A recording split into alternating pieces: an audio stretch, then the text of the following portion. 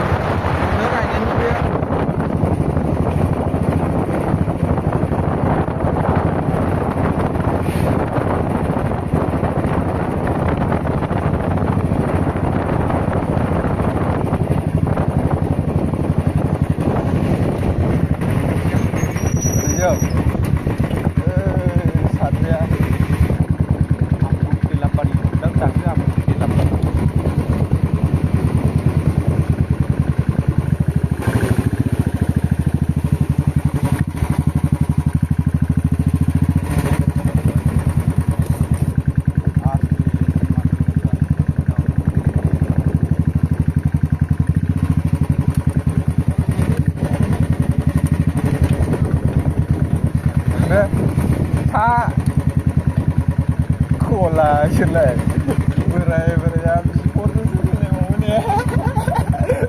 Mular kada sila.